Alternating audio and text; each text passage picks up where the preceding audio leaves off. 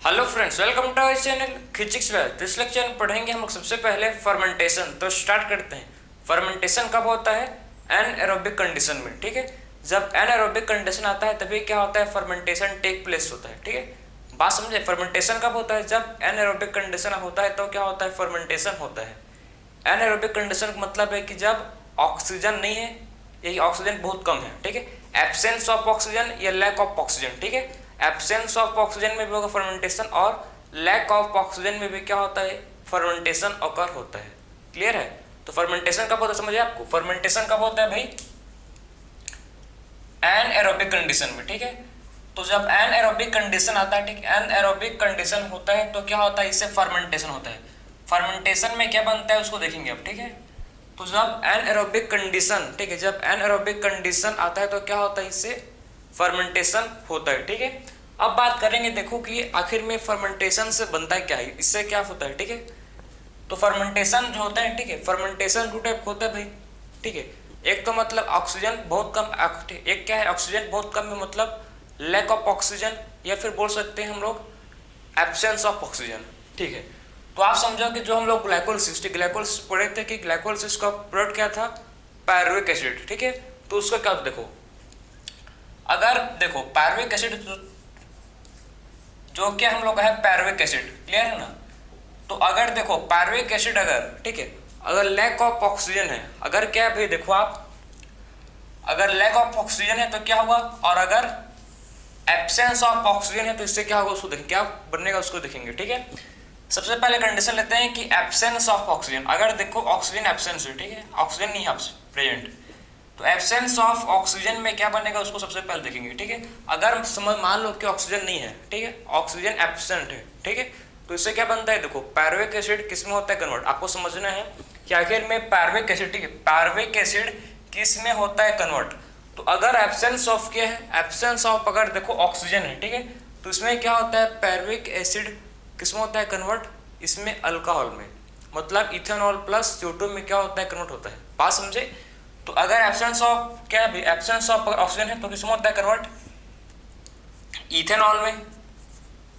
ठीक है, ethanol plus CO2 में। ठीक है, तो अगर एब्सेंस ऑफ ऑक्सीजन है तो किस में होता है कन्वर्ट? अगर एब्सेंस ऑफ ऑक्सीजन है तो ये इथेनॉल प्लस CO2 में क्या होता है? इथेनॉल प्लस CO2 में होता है कन्वर्ट। ठीक है, तो एब्सेंस ऑफ ऑक्सीजन होगा। ठीक, अगर ऑक्सीजन क्या है? एब्सेंट, इसके लिए एंजाइम जो होते हैं रिस्पॉन्सिबल, देखो एंजाइम, ठीक, इसके लिए कौन सा एंजाइम होता है रिस्पॉन्सिबल? पहला एंजाइम बोलता है जिसको डी कार्बोक्सिलेज। ठीक, सबसे पहले एंजाइम का नाम क्या है भाई? D carboxylase, D carboxylase. ठीक है, फर्स्ट एंजाइम है। और सेकंड, ठीक है, सबसे पहला एंजाइम का नाम क्या है? D carboxylase. ठीक है, सबसे पहला एंजाइम को बोलते हैं डी कार्बोक्सिलेज। ठीक है, उसके बाद सेकंड एंजाइम है जिसको बोलते हैं अल्कोहल डिहाइड्रोजिनेज। ठीक है, तो यह पहला एंजाइम। सेकंड एंजाइम क्या भाई? सेकंड एंजाइम में देखो जिसको बोलते हैं अल्कोहल डिहाइड्रोजिनेज, अल्कोहल डिहाइड्रोजिनेज। ठीक है, ये सेकंड दूसरा एंजाइम है। पहला एंजाइम क्या है? जिसको बोलते हैं डी कार्बोक्सिलेज। ठीक है, दूसरा एंजाइम क्या है? जिसको बोलते हैं क्या भाई?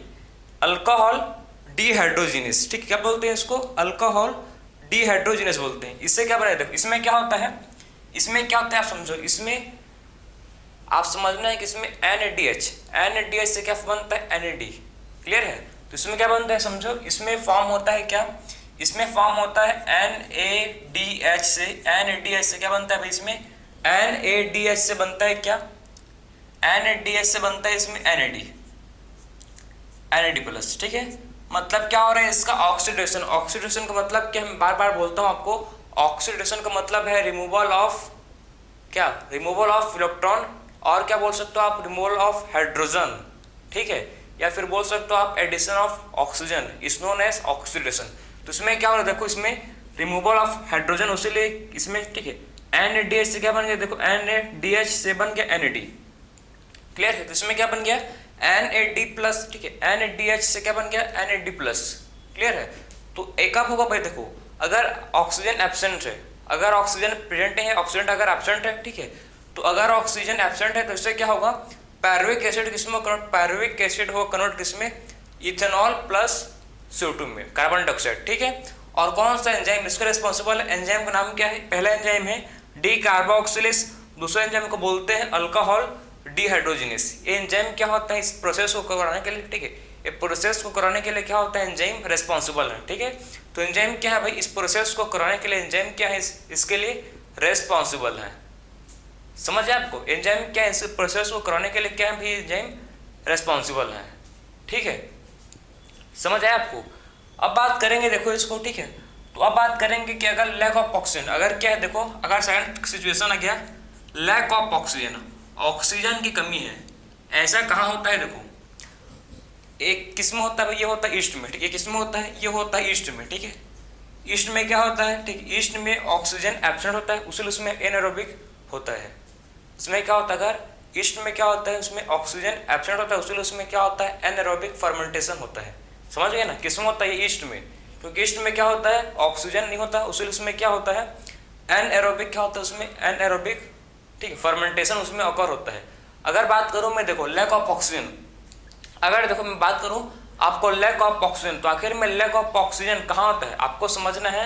लैक ऑफ ऑक्सीजन हम लोग मसल, जो हम लोग जब हम लोग कोई सा भी मोटिवेशन, ठीक, आप लोग मतलब कभी ना, ठीक है, मोटिवेशन वीडियो देखो किसी का बॉडी अच्छे से बना है तो आप लोग भी मतलब अचानक से आपके अंदर जोश आया कि नहीं मेरे को भी बॉडी बनाना है बोल के, ठीक है, फिर आपने 5 किलोमीटर कूदना चालू कर दिया, ठीक, एक ही दिन में 5 किलोमीटर कूद किया है, ठीक, उसके बाद आपने डंबल संभल सब उठा लिए, उसके बाद अगले दिन, ये था पहले दिन, अगले दिन आप बेड में लेटे हुए हो, बोल रहे हो क्या भाई मैं चल भी नहीं सकता, क्योंकि आपका मसल क्या हो चुका है पूरा, आपके मसल में क्या हो गया है फैटीग, ठीक है। उसमें क्या हो रहा है आपके मसल में लैक्टिक एसिड प्रोड्यूस हो रहा है, बात समझे। और वो क्या कॉज लैक्टिक एसिड बनेगा आपके मसल में, तो क्या करेगा, अगर आपके मसल में लैक्टिक एसिड बन रहा है तो उससे फैटिक होगा, ठीक, पेन होगा उससे, बात समझे। उसी लिए भाई धीरे धीरे करना चाहिए, एक ही दिन में नहीं करना चाहिए, ठीक है, स्मॉल स्टेप रहना चाहिए, ठीक है, बात समझे आप।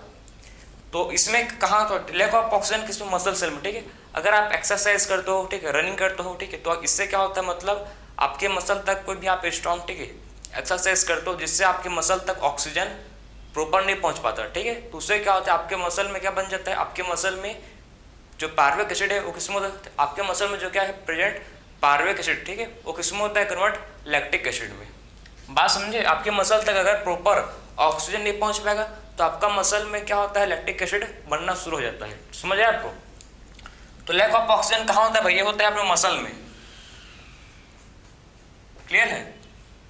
तो इसमें क्या होता है देखो, इसमें क्या बनता है अगर, ठीक है, लैक्टिक एसिड, और कौन सा एंजाइम इसके रिस्पॉन्सिबल है, जिस एंजाइम को बोलते हैं लैक्टेट डिहाइड्रोजिनेस। क्या बोलते हैं एंजाइम को, एंजाइम का नाम है जिसको बोलते हैं लैक्टेट डिहाइड्रोजिनेस, ठीक। एंजाइम क्या होता है इस प्रोसेस के रिस्पॉन्सिबल है, ठीक है, एंजाइम को बोलते हैं लैक्टेट डिहाइड्रोजिनेस। तो एंजाइम को बोलते हैं क्या भाई लैक्टेट डिहाइड्रोजिनेस, जो एक प्रोसेस कराता है, क्लियर है। इसमें भी क्या होता है समझो, इसमें भी सेम वही होता है प्रोसेस, इसमें भी NADH से क्या बनता है देखो, NADH से बनता है, इसमें भी NAD+, बात समझे। इसमें भी क्या होता है NADH से क्या बनता है, इसमें भी NADH से बनता है NAD+, ठीक है। तो इसमें भी क्या होता है NADH से क्या बनता है, इसमें NADH से बनता है जिसको बोलते हैं NAD+, क्लियर है आपको। तो इसमें क्या होता है देखो NADH से क्या बनता है, इसमें NAD+ इसमें बनता है, बात समझिए इसमें। तो इसमें क्या होता है NADH से क्या बनता है, इसमें NAD+ इसमें बनता है, ठीक है, बात समझे आप। तो इसमें क्या हो रहा है समझिए कि आखिर में देखो सिंपल है, फर्मेंटेशन कब होगा सिंपल समझो आप, ठीक है। फर्मेंटेशन कब होगा जब ऑक्सीजन एब्सेंट है या फिर ऑक्सीजन की कमी है, ठीक है, मतलब फर्मेंटेशन कुल मिला के एनारोबिक, ठीक है। एनारोबिक कंडीशन में क्या होता है फर्मेंटेशन होता है, किसमें होता है भाई मैंने इसमें देखो फर्मेंटेशन होता है किसमें, मेनी प्रोकैरियोट्स, ठीक है। तो फर्मेंटेशन कहाँ होता है, मेनी प्रोकैरियोट्स में होता है, समझो आप, मेनी प्रोकैरियोट्स में होता है, ठीक है। और किस में होता है, और ये होता है यूनिसेलुलर यूकैरियोट्स में भी होता है, और किस में होता है ये, और होता है किसमें देखो यूनिसेलुलर यूकैरियोट्स में भी क्या होता है फर्मेंटेशन होता है, ठीक है ना। तो फर्मेंटेशन कहाँ होता है, मैनी प्रोकैरियोट्स में होता है और यूनिसेलुलर, ठीक, और किसमें होता है यूनिसेलुलर यूकैरियोट्स में भी क्या होता है, यूनिसेलुलर यूकैरियोट्स में भी फर्मेंटेशन होता है, बात समझे। तो यूनिसेलुलर यूकैरियोट्स में भी क्या होता है यूनिसेलुलर यूकेरियोट्स में भी फर्मेंटेशन टेक प्लेस करता है, ठीक है। तो फर्मेंटेशन कहाँ होता है समझे आपको, मैनी प्रोकैरियोट्स में क्या होता है फर्मेंटेशन होता है, और यूनिसेलुलर यूकेरियोट्स में भी क्या होता है, और यूनिसेलुलर यूकेरियोट्स में भी फर्मेंटेशन होता है, ठीक है भाई, समझ आए आपको यहाँ तक। तो फर्मेंटेशन में क्या होगा, अगर ऑक्सीजन एब्सेंट है तो क्या फॉर्म होगा भाई से इथेनॉल, और क्या बनेगा आपका CO2, ठीक है। मतलब इसके लिए एंजाइम रेस्पॉन्सिबल है आपका कौन सा, डी कार्बोक्सिलेज, ठीक, अल्कोहल डिहाइड्रोजिनेस का इसके लिए एंजाइम रेस्पॉन्सिबल, क्या बनेगा इससे NADH से क्या बनेगा NAD बनेगा, ठीक, क्या बनेगा भाई इससे NADH से बनेगा NAD, ठीक है। इसमें भी सेम वही होगा, NADH से क्या बनेगा इसमें भी NAD बनेगा, क्लियर। इसमें भी क्या होगा NADH से बनेगा इसमें भी NAD, क्लियर है आपको। तो इसमें क्या बनेगा समझे आपको, ये था हम लोग का फर्मेंटेशन। अगर ऑक्सीजन लेक है मतलब मसल में क्या होता है आपके ऑक्सीजन कमी होता है, ठीक, तो मसल सेल आपको क्या करता है उसमें लैक्टिक एसिड बनाता है, क्या प्रोड्यूस करता है वो प्रोड्यूस करता है जिसको बोलता है लैक्टिक एसिड, क्लियर है। तो इससे क्या प्रोड्यूस किया लैक्टिक एसिड इससे बना, क्लियर है। और एंजाइम कौन सा रिस्पॉन्सिबल है जिसको बोलते हैं लैक्टेट डिहाइड्रोजिनेस, ठीक है। तो इसको आप नोट कर सकते हो, आपका ये है फर्मेंटेशन, ठीक है। तो इसको आप नोट कर सकते हो। हम लोग ने बात किया फर्मेंटेशन आखिर में क्यों होता है कब होता है उसके बारे में हम लोग ने बात की है, समझ आपको आखिर फर्मेंटेशन कहाँ होता है, ठीक है। तो हम लोग बात किया फर्मेंटेशन, अब बात करेंगे नेक्स्ट, ठीक है। इसको आप नोट कर सकते हो, कर लिया हो तो चलो अब देखेंगे हम लोग नेक्स्ट जिसको बोलते हैं एम्फीबोलिक पाथवे। अब क्या बोलते हैं नेक्स्ट दूसरे को बोलते हैं एम्फीबोलिक पाथवे। तो आखिर में एम्फीबोलिक पाथवे होता है क्या इसको देखेंगे, ठीक है। तो एम्फीबोलिक पाथवे, चलो भाई एम्फीबोलिक मतलब क्या है भाई, एम्फीबोलिक का मतलब क्या, सबसे पहले मीनिंग को आप समझो, ठीक है। सबसे पहले मीनिंग को समझना, उसके बाद हम लोग देखेंगे। तो एम्फीबोलिक का मतलब होता है कि ऐसा, उसमें क्या होता है इसमें कैटाबॉलिज्म भी होता है और एनाबॉलिज्म, मतलब इसमें कैटाबॉलिक रिएक्शन और एनाबॉलिक रिएक्शन दोनों होता है, उसी को बोलते हैं एम्फीबोलिक रिएक्शन, बात समझे। तो एम्फीबोलिक पाथवे क्या है जिसमें एनाबॉलिक होता है रिएक्शन, ठीक, एनाबॉलिक और कैटाबॉलिक रिएक्शन, एनाबॉलिक और कैटाबॉलिक रिएक्शन दोनों ओकर होता है, उसको बोलते हैं एम्फीबोलिक पाथवे, ठीक है। ऐसा रिएक्शन जिसमें एनाबॉलिक और कैटाबॉलिक रिएक्शन दोनों ओकर होता है इसको बोलते हैं एम्फीबोलिक पाथवे, ठीक है। तो अब क्या हम लोग देखेंगे नेक्स्ट, ठीक है, जिसको बोलते हैं एम्फीबोलिक पाथवे, एम्फीबोलिक पाथवे, ठीक है। तो एम्फीबोलिक पाथवे क्या है भाई समझो इसको ध्यान से आप। तो एम्फीबोलिक पाथवे क्या है जिसमें क्या होता है आपको हम समझाया भी, जिसमें एनाबॉलिज्म और कैटाबॉलिज्म रिएक्शन दोनों ओकर होता है उसको बोलते हैं एम्फीबोलिक पाथवे, ठीक है। बाकी देखते हैं आपको मैं समझा रहा हूँ एग्जांपल, आखिर में देखो कहाँ कहाँ पर, ठीक है, कैटाबॉलिज्म होता है, कहाँ कहाँ पर एनाबॉलिज्म होता है उसको देखेंगे। इसका एग्जांपल देखो कौन कौन सा है। इसका एग्जांपल सबसे पहले हम लोग का फैट, कार्बोहाइड्रेट, देखो आपके एनसीईआरटी में जो गिवन हो सके मैं आपको समझाऊंगा फ्लो चार्ट को, ठीक है। बाकी मैं इसको आपको सिंपल ढंग समझाऊंगा, आपके एनसीईआरटी में थोड़ा सा समझ नहीं होगा आपको, लेकिन अब इसमें बिल्कुल समझ जाएगा, ठीक है। तो फैट है, कार्बोहाइड्रेट, और यहाँ पर क्या है भाई प्रोटीन है। तो आपको पता है या मेरे को पता है, ठीक है, सब लोगों को पता है हम लोग को, ठीक है। क्या पता है भाई हम लोग को कि फैट किसमें ब्रेक करता है, फैटी एसिड में, पता है ना सबको, किसमें ब्रेक होता है फैटी एसिड प्लस किसमें ग्लिसरॉल में, ठीक, ये चीज पता है हम लोगों को, ठीक है। ग्लूकोज, ठीक, उसके बाद कार्बोहाइड्रेट किसमें होता है ब्रेक, ग्लूकोज में, सिंपल ग्लूकोज, ठीक है। उसके बाद देखो कार्बोहाइड्रेट किसमें होता है ब्रेक, जिसको बोलते हैं ग्लूकोज, ठीक है। तो कार्बोहाइड्रेट किसमें होता है मतलब ब्रेक, जिसको बोलते हैं ग्लूकोज में क्या होता है कार्बोहाइड्रेट ब्रेक होता है। फिर बात करेंगे प्रोटीन, तो आखिर में प्रोटीन किसमें होता है ब्रेक, प्रोटीन होता है ब्रेक जिसको बोलते हैं किसमें भाई अमीनो एसिड, ठीक है। तो प्रोटीन किसमें होता है ब्रेक अमीनो एसिड, मतलब ये किसमें टूटता है, ठीक है, इस बात समझे आप। तो देखो फैट है जो किसमें ब्रेक होता है भाई फैटी एसिड प्लस ग्लिसरॉल में, ठीक है। कार्बोहाइड्रेट ग्लूकोज और प्रोटीन किसमें अमीनो एसिड में। अब देखो ग्लूकोज, आपको पता है ग्लूकोज से क्या बनता है भाई, ग्लूकोज से पायरुविक एसिड, सबसे पहले ग्लूकोज से क्या बनता है, ग्लूकोज 6-फॉस्फेट, पूरे रिएक्शन को मैं यहाँ पर नहीं लिखूंगा, ठीक है। उसके बाद सीधा मतलब आप में समझना, उसके बाद क्या बन जाएगा सिगरेट, ठीक है, फिर बन जाता है हम लोग का डाईहैफ, मतलब डाईहाइड्रोक्सी, इसको पूरा नाम लिखते हैं, चलो डाईहाइड्रोक्सी एसीटोन फॉस्फेट। ठीक है, इसको बोलते हैं डाईहाइड्रोक्सी, क्या बोलते हैं इसको बोलते हैं dihydroxy acetone phosphate, acetone phosphate. ठीक है, और इसका आइसोमर क्या होता है, इसका आइसोमर होता है जिसको बोलते हैं क्या भाई, इसका आइसोमर को बोलते हैं क्या, क्या बोलते हैं इसका आइसोमर को, पागल। ठीक है, मतलब पागल मतलब क्या है, फोस्फोग्लिसरिक। ठीक है, 3-फोस्फोग्लिसल्डिहाइड। ठीक है, 3-फोस्फोग्लिसल्डिहाइड, क्लियर है, 3-फोस्फोग्लिसल्डिहाइड।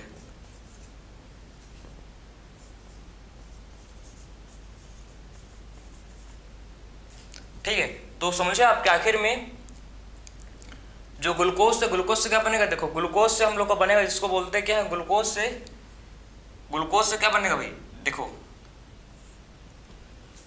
सबसे पहले क्या है, ग्लूकोज से क्या फॉर्म हुआ, ग्लूकोज से ग्लूकोज 6 फॉस्फेट, क्या बनेगा भाई से ग्लूकोज 6 मतलब बने।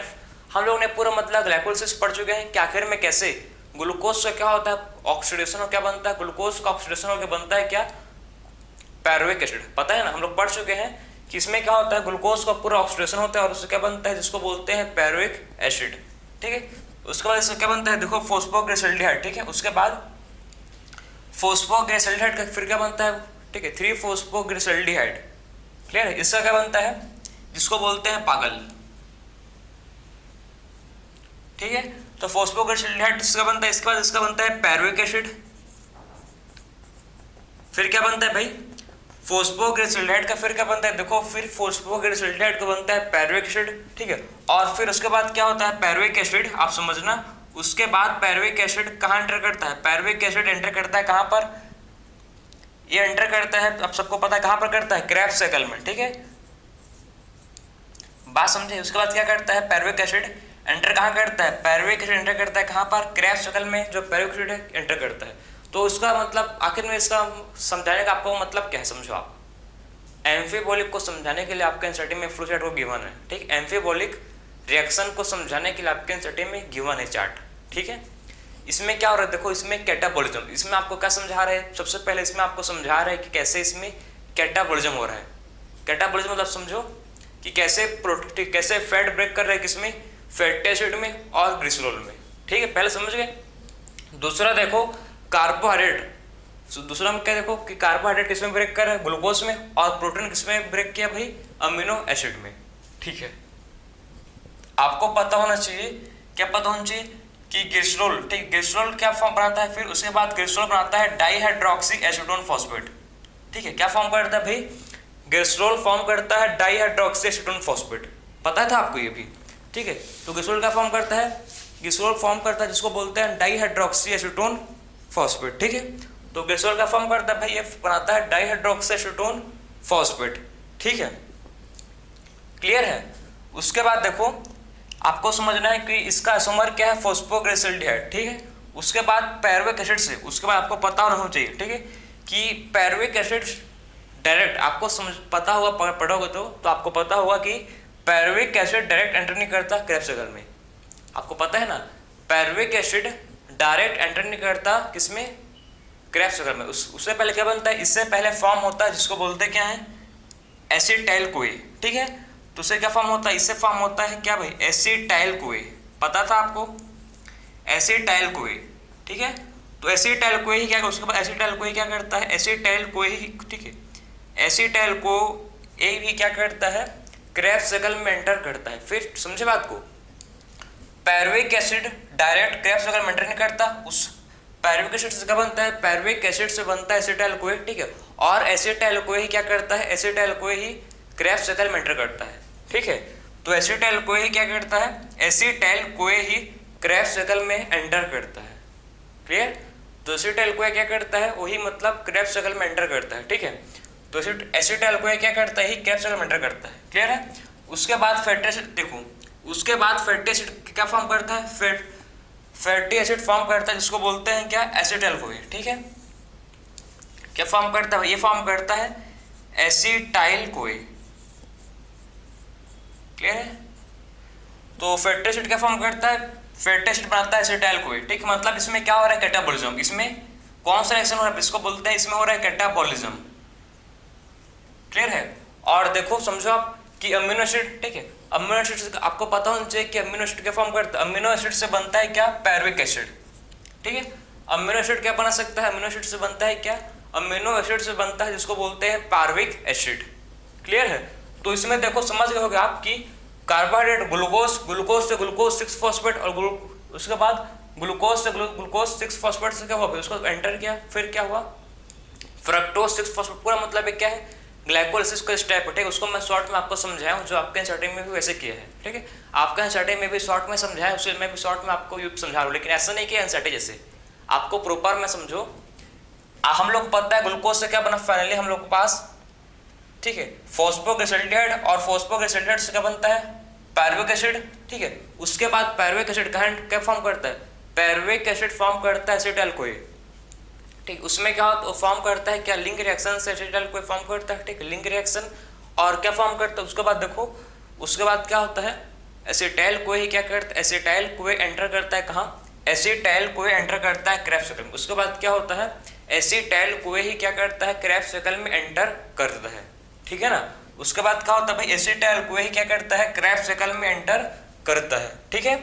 तो उस देखो आखिर में हो क्या रहा है, इसमें ग्लिसरॉल से बन रहा है डाइहाइड्रोक्सी एसीटोन फॉस्फेट, ठीक है। चलो फैटी एसिड से बन रहा है क्या, एसिटाइल कोई, और ठीक है, और एसिटाइल कोई से क्या बन सकता है, एसिटाइल कोई से भी बन सकता है फैटी एसिड।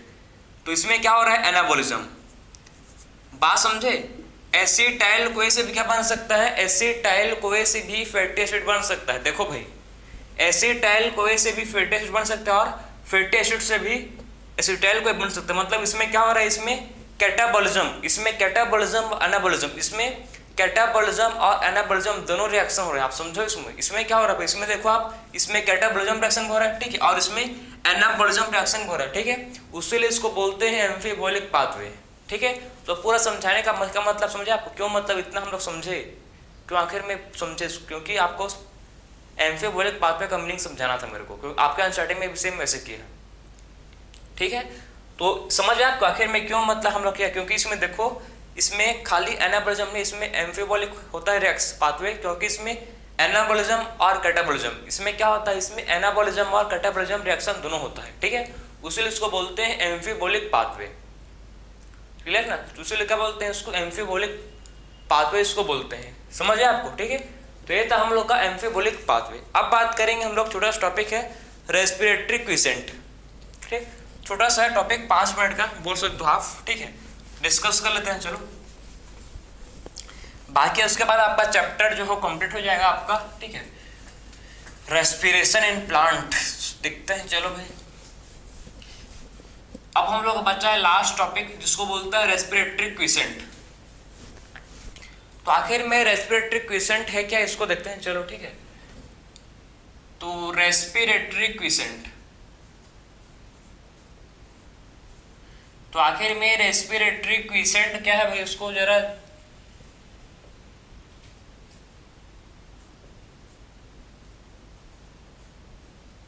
ठीक है। तो रेस्पिरेटरी क्विसेंट क्लियर है। तो इसको बोलते हैं क्या, रेस्पिरेटरी क्विसेंट, क्विसेंट स्पेलिंग सुधारते हैं, चलो क्विसेंट, ठीक है भाई। अब ठीक है, तो अब बात करेंगे, देखो रेस्पिरेटरी क्विसेंट, तो आखिर में रेस्पिरेटरी क्विसेंट होता क्या है, इसमें क्या होगा उसको देखेंगे, ठीक है। तो मैं बात करूं, अब देखो भाई कि आखिर में रेस्पिरेटरी क्विसेंट होता क्या है, इसको डिस्कस कर लेते हैं, ठीक है ना। तो ये क्या होता है, ये होता है, ठीक है, ये होता है वॉल्यूम ऑफ ऑक्सीजन क्या भाई कंज्यूम्ड, और ठीक है वॉल्यूम ऑफ, इसमें क्या होता है, volume of CO2 evolve upon volume of CO2 release. तो आखिर में रेस्पिरेटरी क्विसेंट का होता है RQ, इसको रिप्रेजेंट कैसे करते हैं, RQ को, ठीक, RQ का मतलब क्या है, रेस्पिरेटरी क्विसेंट, ठीक है। तो RQ का मतलब क्या है, इसको बोलते हैं respiratory quotient is equal to क्या होता है, ये होता है volume of CO2 evolve upon volume of O2 release consume, ठीक है। Volume of O2 consumed. It is known as respective, बस इसी को बोलते हैं respective quotient, volume of CO2 evolve upon volume of O2 consumed. ठीक है, volume of CO2 evolve upon volume of O2 consume को बोलते हैं क्या, इसको बोलता है रेस्पिरेटरी क्विसेंट। इसी को बोलते हैं क्या है भाई, it is known as respiratory quotient. ठीक है, इसी को बोलते हैं क्या, इसी को बोलते हैं रेस्पिरेटरी क्विसेंट। समझे आपको, आखिर में रेस्पिरेटरी क्विसेंट क्या होता है, volume of CO2 evolve upon volume of O2 consumed. It is known as respiratory quotient. ठीक, इसी को बोलते हैं क्या है, इसी को बोलते हैं रेस्पिरेटरी क्विसेंट। समझे आपको, volume of CO2 evolve upon volume of O2 consumed. ठीक है, इसी को बोलते हैं रेस्पिरेटरी क्विसेंट। क्लियर हो आपको। इसका एक रिएक्शन देख लेते हैं, चलो। C6H12O6 साथ में लेते हैं 6O2। ठीक है, तो क्या मिलेगा भाई मेरे को, क्या मिलता है मेरे को, 6CO2 प्लस 6H2। ठीक है, और साथ में क्या मिलता है, और देखो साथ में मिलता है एनर्जी।